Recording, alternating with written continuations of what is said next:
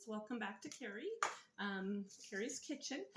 As promised, I was making those keto bread things earlier and showed you guys how to make those, and I was going to show you what I was going to do with my cauliflower. So I really missed potatoes, and one of the things I love are those twice baked potato skins. My son Christian loves them. I always make them for his birthday. So it's when you bake the potato, cut it in half, scoop it out, and put all the good stuff in, the butter, the cream cheese, and sour cream, and all that jazz, and bake them again. So I'm going to kind of do that version here, but we're going to use cauliflower instead. So I was going to show you. I just had one big head of cauliflower, and I just cut it up in pieces, and I steamed it on the stovetop. So you want it nice and cooked and soft. So that's what I did here. And so that's one head, and I have a little casserole dish. It's not a big one, it's a smaller one. I was going to spray it, but I forgot to. But if you want to spray, just to make sure it doesn't stick, but I think it'll be fine. But I just forgot to do that part. So one head of steamed cauliflower, and then we're just going to add all the good stuff in here. So I've looked up a couple different recipes, so I'm kind of just make my own version. So it's a couple tablespoons of butter. So I'm just making everything in the casserole dish. You can put it in a big bowl and mix it up, but then that's just another extra dish for me to wash. And I've already made enough dishes today. So, and I've already done dishes already, and so I'm just going to kind of, oh, my dogs, they know I'm cooking, so they're going crazy out there. So I'm just going to mix that butter in there. So just a couple tablespoons of butter, and I use just another ounce of cream cheese with that block that we had before. And I like to just kind of cut it up, break it up into little pieces, and kind of mix that around so it'll be evenly distributed throughout the casserole. Okay, and then I'm going to put some sour cream in. I think I have about half a cup here, not a full cup. So yeah, Sophie, I'm doing a video right now. Do you need something urgently? No, but Ava's being mean. She won't let me cover up in her room. Okay, I'll talk to her in a minute, okay? All right, so that was about a half a cup of sour cream. And I just mixing all this together as best as you can.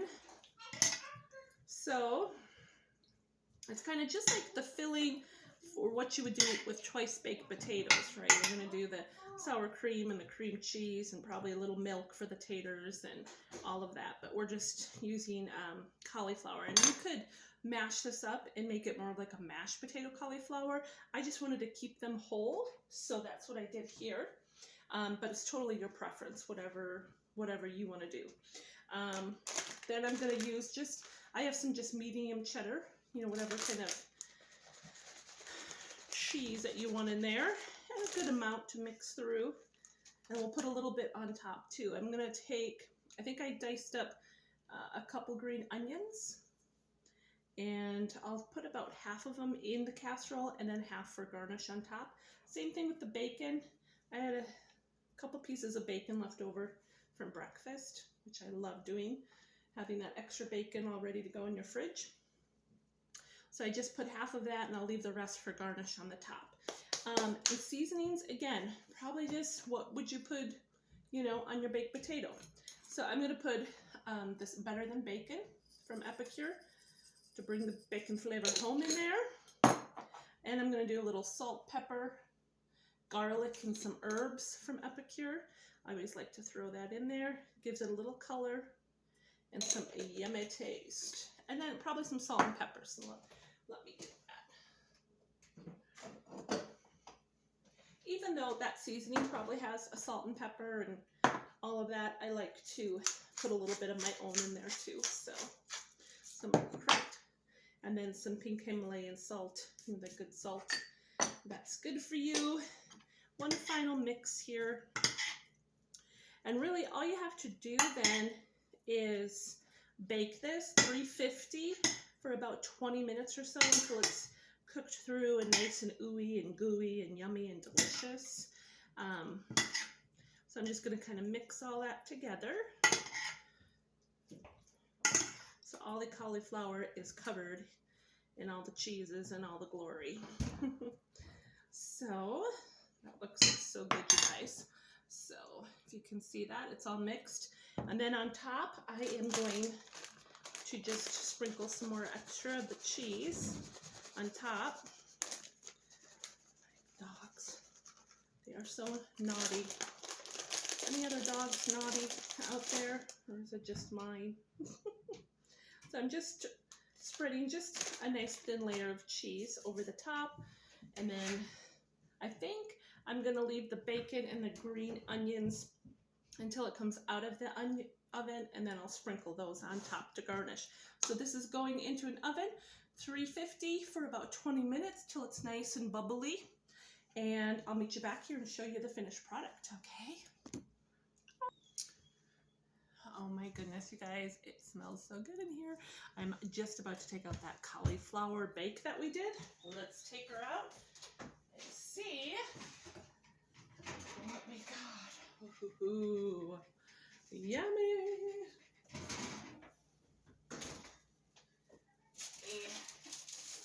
And grab all the goodies that we made today. So here is that cauliflower bake. Oh my gosh, it's hot here, but wanted to show you.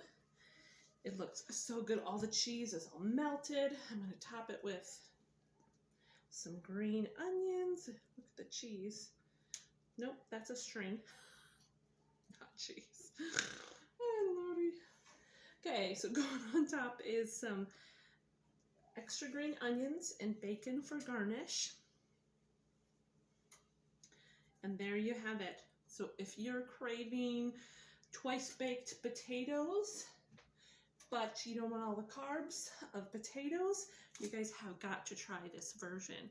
It's cauliflower twice baked. It is so good, you guys. Looks amazing. Can't wait to dig in. It's hot.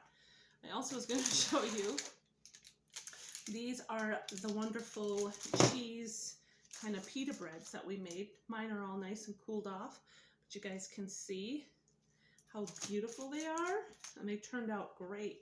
So easy, and I broke this piece off to taste it, so it's almost like, I don't know if you can see it on my camera, the lighting's horrible in here, but this, it even has the consistency of like bread, and it is so good, you guys. It, like, if you can see where I tore it, I mean, it has like the consistency of like bread. It tastes amazing. I had taken a bite earlier while I was cooking and I couldn't wait. And it's so good. Especially I would recommend sprinkling the seasoning over the top at the end. And it tastes exactly like bread, and it has almost like the consistency of it, and it tastes almost like garlic bread, so it tastes really good. So another great low carb keto option for those of you who are watching that. And again, use it however you want. Make it as a pizza, put whatever toppings. You can roll it up. It kind of breaks, but it's kind of maybe not as pliable as a pita shell. But maybe you could cook them for a little less time and maybe they'd be more pliable. I don't know. So I'm going to play with these quite a bit and use them in a ton of different ways. Pizzas, wraps, sandwiches. You can put your meat over it, and that's what we're going to do today. I'm going to put some of my pot roast over this and melt some cheese on the top. Have some of my cauliflower concoction that I made, and then I have fresh peaches that we canned this year from our peach tree here. So, and dinner served. So I'll take a picture, screenshot it for you guys, and I'll leave the recipe to all of these things below in my comments. So let me know what you guys think, and if you want to see more of these kind of recipes, and if you try any of them, let me know. Please like, share, and follow for more ideas. Bye.